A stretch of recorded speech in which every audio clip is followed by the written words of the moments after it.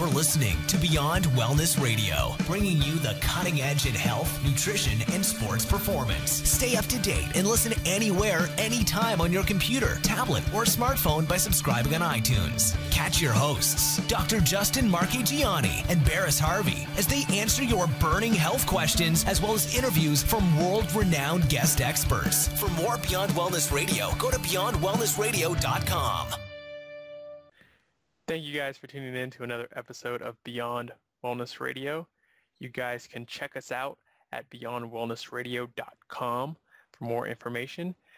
Today, we're going to be talking about resistant starch. We're going to give you guys kind of a one-on-one about this resistant starch. A lot of people are kind of confused about the entire topic, so we're going to kind of break it down for you guys so that way there's an easier understanding of the topic. So first of all, how's it going today, Dr. Justin? Barris, it's going great, my man. How are you doing? I'm doing very well. Very good. So talking about resistant starch, question that comes up, what was your breakfast like? Did you have any this morning, or was it just was it something different? Today wasn't too much different. I mean, I try to mix up the eggs and such, but I did my raw eggs, Rocky style, pasture-fed eggs. It's just such an easy breakfast, and it's super nutrient dense with some good quality bulletproof coffee. Tomorrow I'll probably just use some high quality whey protein and some collagen instead, just to kind of give my gut a break from any egg protein. So I try to mix it up. Mm-hmm. So just because how about you? What'd you have for breakfast? Just because it seems like I fast every time before we have a podcast, I'm going to tell the listeners what I ate yesterday for breakfast. Good. Just so that way it's going to be funner, because then it's just me omitting every single time. Good. But yesterday I had a late breakfast, so what I did was I made some curry chicken. So had the coconut milk, had the turmeric and curry spices in the broth all in there, some different herbs, and then just cooked up some chicken breasts and threw that in the mix, and then had that over a little bit of white rice, and then just had some grilled veggies on the side. Love it, man. Yeah. Making my mouth water already. Yeah, so I didn't want to hold out too much, because I just realized, like, every time it's like, well, I just fasted, so it's like, does this guy even eat? I know, right? But yeah, definitely. So starting off, this sounds like almost a scary word. Like, what is resistant starch? Like, why does my food have such a strange name? But let's get into it just a little bit. What is resistant starch? So I consider resistant starch as essentially a prebiotic. So what that means is you have beneficial and or negative bacteria, right? We have dysbiotic bacteria, bad stuff, or pathogenic bacteria that create, metabolites and toxins like endotoxin and LPS, which can make your gut leaky. And we have healthy, beneficial bacteria, which can ferment and produce lots of nutrients like B vitamins and vitamin K. That's why having good, healthy gut bacteria is important, because you actually get nutrients spit off from this bacteria. Mm-hmm. So really, really cool stuff. So when we talk about prebiotics and resistant starch, these are certain nutrients that actually feed the beneficial bacteria. So if we feed that beneficial bacteria, the goal is that we're going to get more of the good stuff that these bacteria typically produce. So that's kind of the whole premise of resistant starch, and it's really there because we're usually typically just focused on, let's just throw a whole bunch of good bacteria in the gut, where the resistant starch focus is more on, well, how can we feed and kind of cultivate the bacteria that's already there? Mm-hmm.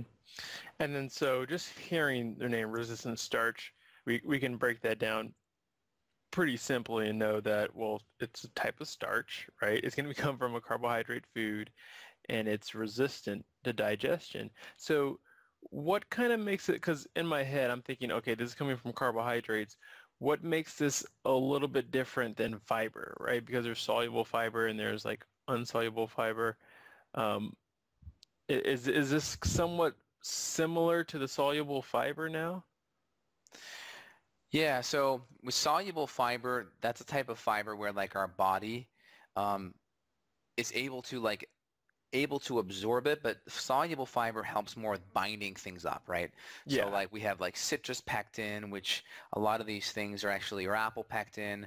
these things are used in a lot of detoxification protocols because they help bind things up. They actually can help bind hormones up too. So like a sponge. They're right? like a sponge, yeah. So, and they tend to be a little less abrasive, right? So those are like our non-soluble, or I should say our soluble starches right there. And then we have our insoluble starches. Those are the ones our bodies just cannot even touch. So like our insoluble would be like our psyllium husk, for instance. Yeah. And our insoluble are going to be more adding bulk to stool. So insoluble like adds bulk to the stool, makes the stool a little bit thicker and like more hearty, if you will.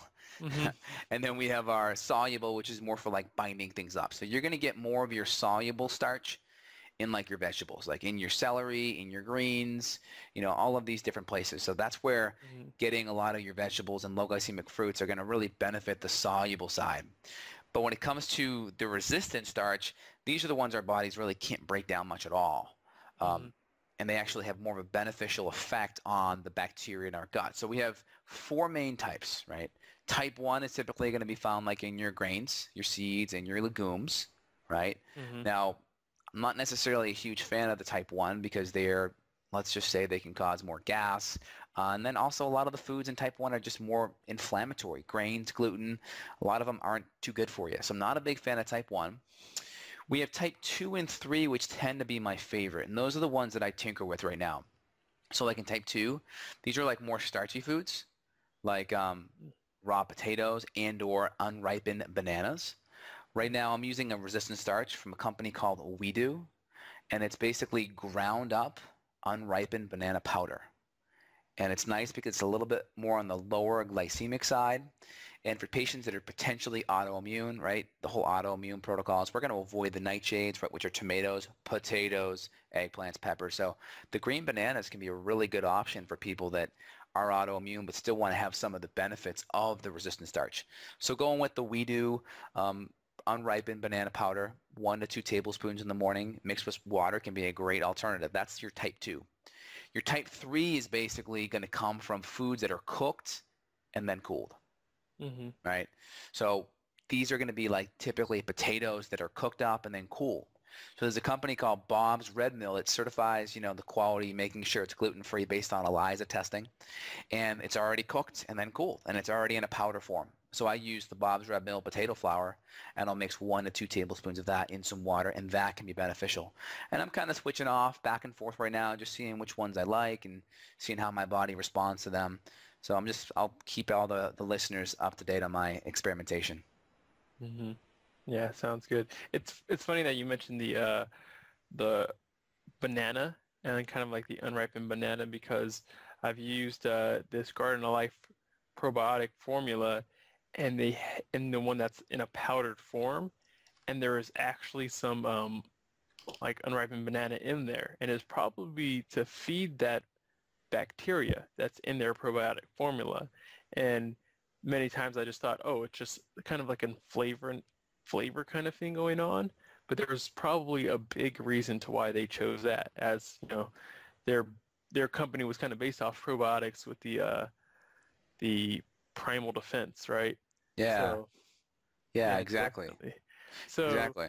So my next question is what's kind of some of the mechanisms, like how does this work? How is this like this resistant starch the function like soluble, like it's like almost like a fermentable fiber now is what it's sounding like, because it's we're not necessarily eating it, but our gut flora is like what's a little bit more of the mechanism?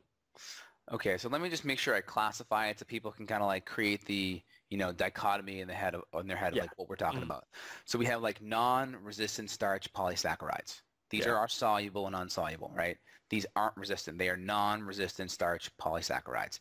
Then the next category is resistant starch. So we're putting more of our focus on the resistant starch. I do think, though, it's beneficial to get some of that non-resistant starch polysaccharides, and I mentioned where, right?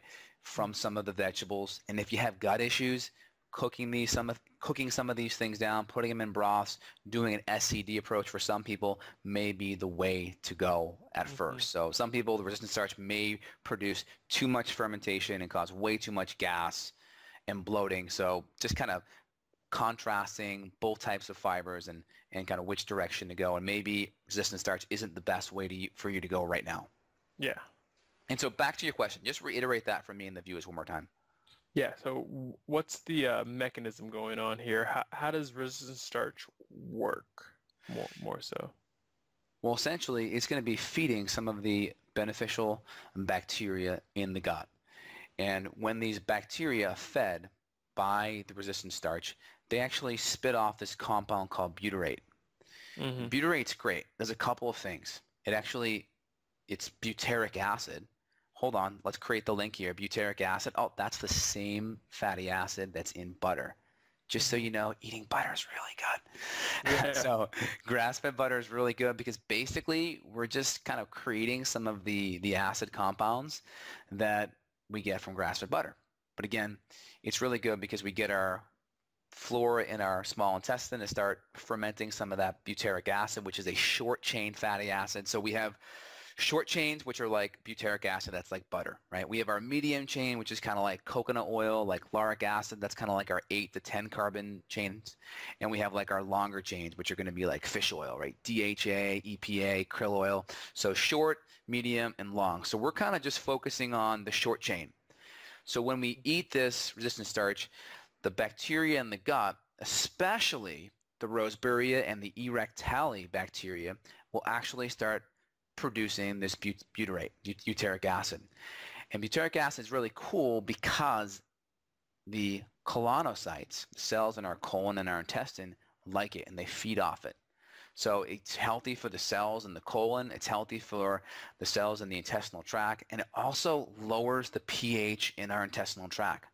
Mm-hmm. Now, lower pH is really important because it makes it more inhospitable for a lot of the bad stuff to survive. So really, one, it's shifting and feeding a lot of the bacteria, the healthy bacteria in the gut, lowers the pH, so it creates a more inhospitable environment, and that bacteria, right, as it lowers the pH, it feeds the good stuff too, and the good stuff kind of like smacks down a lot of that SIBO or a lot of that bacterial overgrowth that may slide back up from the colon into the small intestine. So it really helps those three ways. Mm-hmm. So it's funny because when you look at the digestive system of more herbivores, you notice that oftentimes when you look at the way that their body breaks down a lot of these fibers, because they have the ability to do that, it turns it into these shorter chain fatty acids. And so technically, like when people compare, gorillas to us and say, well, these guys are vegetarian and that's why it can work for our body. It's funny that when you look at the science behind it, that they're technically eating a higher fat diet because they can break down these fibers where we can't. But what you're saying is some of these resistant starches end up becoming some shorter chain fatty acids, right? Because our bacteria are feeding off them and kind of making this conversion. Yeah, that's exactly what's happening. So a lot of people that are vegetarians, they're just like, oh yeah, fat's bad. We're going to eat all these great vegetables. I'm like, yeah, just so you know, the bacteria in your gut is making all the things that I'm telling you to consume, just so you know. So yeah. It's like, oh, when the deeper down you look, you see how important these fatty acids are. And I can't stress how important it is. One of the biggest benefits is really lowering that pH. I mean, I see so many women today, and when you look at vaginal tract or yeast infections or urinary tract infections, the majority of the reason why these things occur is because of a more alkaline pH. So I don't want to get into the whole alkaline acid thing. We kind of touched upon that in the last podcast, and maybe we'll do a podcast just on that. But the big thing that we see in a lot of these UTI infections is a more alkaline pH, and that allows some of these bacteria, the bad stuff, to grow. And so when you look at things like acidophilus or lactobacillus, these translations literally convert over into like meaning acid-loving, acidophilus, acid-loving. So we know bacteria is good, and it's literally referring to more of these good quality acids, and that's the thing. It's creating the environment so the bad stuff can't grow. And just a little kind of tidbit for a lot of women out there, birth control pills actually make your urinary tract more alkaline. That's why women on birth control pills get more yeast infections. Just a little food for thought up there, and that's why I'm pretty sure if you look on the label of that, you may see that as a potential side effect. I know there are at least 100 things in the back, right? At least. I know, right? So basically, the bottom line for the basic process, what's going on, why resistant starch is beneficial, is because it's basically not necessarily food for us, but food for our good guys, right? Good food for our friendly bacteria, and they in turn make shorter chain fatty acids. And you mentioned the butyrate as like the main fatty acid production that they make. Yeah, and I've seen people literally lose weight adding some of this resistant starch into their diet. So, I mean, everyone's thinking, well, how is that? Well, let's talk about the mechanism. So one thing the research is showing is that it has an effect on decreasing insulin resistance. So we kind of talked about insulin resistance. So how a hormone works is it has to bind to a receptor site. But if that receptor site's clogged and numb to the hormone, it's not going to have the effect. So what the starch is doing, it's feeding some of this bacteria that's producing all of these good compounds, and those compounds like butyric acid and the lowering of the pH, that's making the cells more insulin sensitive. So we need less insulin. If we need less insulin, guess what? Insulin's a fat storage hormone. We're going to more than likely be tapping into fat more for fuel, and we're going to be storing less fat because it's virtually impossible. It's very difficult to be burning fat with high insulin, right? When insulin's high, your body is switched over to burning sugar for fuel. When your insulin's lower, you're switched over to burning more fat for fuel. So anyone that's trying to lose weight and change their body composition, the goal they should be thinking is how can we lower our insulin so we're burning more fat? That's the key question. And resistant starch can be a really excellent solution because it's making the body more insulin sensitive. And how is it doing that? Well, it's creating butyric acid, which is a really helpful thing. It's also creating a lot of these nutrients as well. It's creating more satiety in some of these people. They feel, less hungry after their meal, so there's less chance of over-consuming foods that may cause insulin spikes.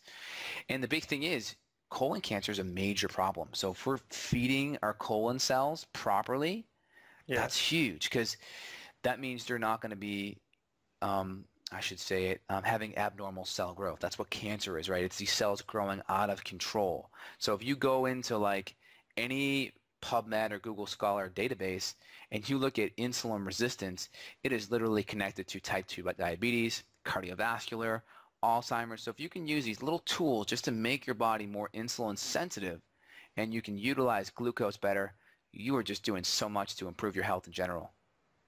Yeah. So what's happening here is now we're technically eating less calories. Not that calories are the most important component of weight loss, and it's feeding the right guys. It's making you feel full longer. And you also mentioned it's helping with our insulin sensitivity. And that's in turn, lower our blood sugar levels. So it seems like it's going to be really, really great. So you mentioned a couple of ways that we can get it. How is, if somebody wants to be somewhat on a lower carb paleo type diet, how do they implement something like this into their diet? Great question. So you kind of already talked about lower carb. So I'm going to answer your question, but I'm going to touch upon one key thing that's really important for the listeners. So what the research shows is that the lower carbohydrate you go, you actually starve out some of this beneficial bacteria. So they've done studies where they look at low carb versus high carb versus moderate carb. And what they found is on these lower carbohydrate diets, some of these Ehrlichia and Roseburia bacteria actually decrease. There's like a significant decrease because some of that prebiotic in the carbohydrate is reduced to the point where these bacteria starve out. And if they're starving out, they're not going to be there producing a lot of the beneficial butyric acid, which then has all the lowering of the pH effect and all the good benefits we talked about.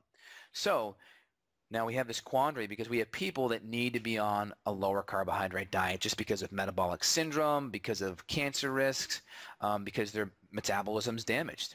So how do they get the benefit? Well, this is where it's great because they can go low carb, and the research shows if you add some of this resistant starch back in, they can get that beneficial bacteria back up and get all of the benefits we talked about just from starting to add that Bob's Red Mill potato starch in, 1 to 2 tablespoons, or even adding in a little bit of the We Do unripened banana powder can be a great way to get that back in there. Did I answer your question? Yeah, that answers it perfectly.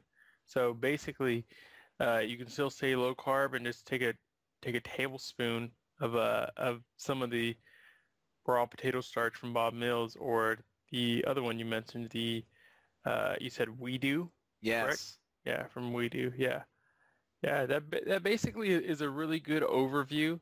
Allows people to know where they can find it. And you also mentioned, so somebody who maybe is a little bit more active, maybe doesn't have to worry too much about the carbohydrate intake. There also are some food sources that maybe you don't have to. So someone like the heated and then cooled. So what are some of those sources? Maybe like sushi. What else? What else do we have? I was actually joking around with a patient saying, now is this a good excuse to go to In-N-Out and then just get the French fries and let them cool off for a bit and then eat them? So I was pondering that one for a bit. Honestly, it's kind of tough with food. I mean, I guess you could do some of the plantains and get them a little bit unripened, and you can maybe saute them up in some coconut oil. Those could be a good option. I really think the easiest option is just getting some of the powders. I think you'll start seeing the supplement industry kind of taking off with some products in these various forms in the next year or so. I was actually into this stuff like 6 years ago. The problem is there was a company that had a really good prebiotic mix, but they put a lot of corn in there. And I felt very, very gassy and bloated afterwards, and I really think it was just some of the corn and maybe some of the cross-reactivity with the gluten that was causing an issue. So I see the benefit here with some of the potato because it's a little more benign, and then even the unripened banana flour because it's even safer if you have an autoimmune condition. Yeah, definitely. Definitely. Well, that sounds good. And that was a great overview for people. Is a shorter podcast today. Just want to give you guys kind of a brief, a 101 on resistant starch. I know it's kind of daunting when you hear that resistant starch. Like it sounds so like scary of a word for your food to have such a name like that. But yeah, definitely a beneficial thing to have to include into your diet, and it's not that expensive. I mean, it really isn't. It's pretty cheap, and like I said, you can also, if your body can handle it, you can probably do some cold sushi and maybe some plantains. But some potato starch, like a tablespoon, is totally doable and not that expensive. So if you were having some digestive issues, this can be a easy, cheap fix. Yeah. Any other thoughts that you wanted to add in before we wrapped up today's show? Wanted to just say one more thing. The big thing if you want to really be on a healthy eating plan is you want to make sure the foods you eat provide really good signals to your brain that you're full, right? That's called satiety. That's really important. The nice thing is these short-chain fatty acids are excellent at producing some of these hormones or these neurotransmitters such as leptin and peptide YY and glucagon. These basically talk to the brain and kind of tell you you're full. That's why putting high-quality butter in your coffee, that's why it's a great thing because it can really help tell your brain you're full.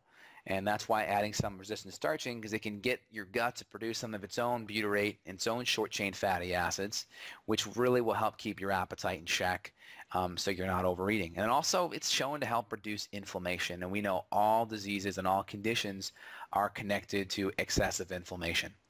And some of the people that I want to thank is Richard Nicolai. He's produced some great blog posts on this topic and really thrown it out into the blogosphere.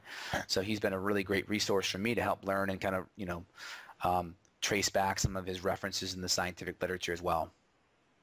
Oh, there's one little last thing, because this is a big thing. Perfect. One last thing, right? There's this thing out there called SIBO. And SIBO is basically bacteria from the colon migrating up from the colon, from the large intestine, into the small intestine.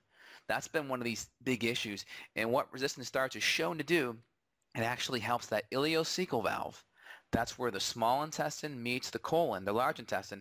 It actually helps tighten that up just a little bit, and that prevents some of that bacteria from migrating back into the small intestine. So that's one other benefit. I know we're packing up so much information here. I just kind of want to recap it though, right? Type 2 resistant starch, that's going to be your banana, unripened banana powder. Type 3 is going to be your potato starch that's already cooled.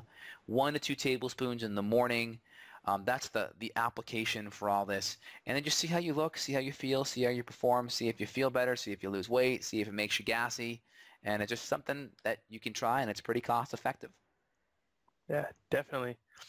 Well, that wraps up today's show, you guys. Thank you so much for tuning in and listening.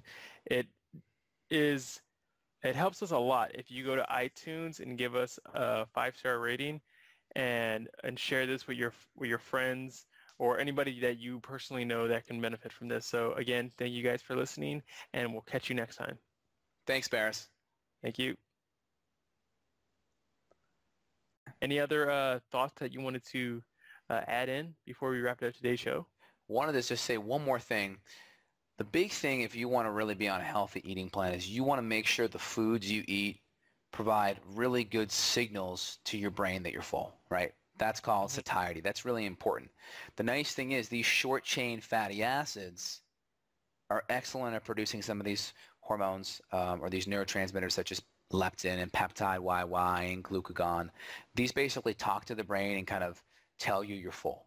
That's why putting high-quality butter in your coffee, that's why it's a great thing, because it can really help tell your brain you're full. And that's why adding some resistant starch in, because it can get your gut to produce some of its own butyrate and its own short-chain fatty acids, which really will help keep your appetite in check so you're not overeating. And also, it's shown to help reduce inflammation. And we know all diseases and all conditions are connected to excessive inflammation. And some of the people that I want to thank is Richard Nicolai. He's produced some great blog posts on this topic and really thrown it out into the blogosphere. So he's been a really great resource for me to help learn and kind of, trace back some of his references in the scientific literature as well. Oh, there's one little last thing, because this is a big thing. Perfect. One last thing, right? There's this thing out there called SIBO. And SIBO is basically bacteria from the colon migrating up from the colon, from the large intestine, into the small intestine. That's been one of these big issues. And what resistant starch is shown to do, it actually helps that ileocecal valve. That's where the small intestine meets the colon, the large intestine.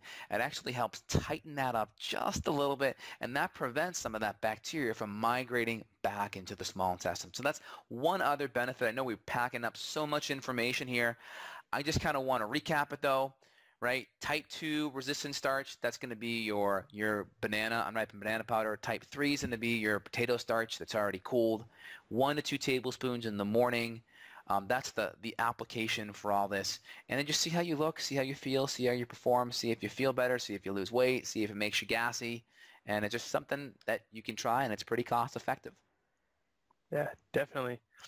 Well, that wraps up today's show, you guys. Thank you so much for tuning in and listening. It helps us a lot if you go to iTunes and give us a 5-star rating and share this with your friends or anybody that you personally know that can benefit from this. So again, thank you guys for listening, and we'll catch you next time. Thanks, Barris. Thank you.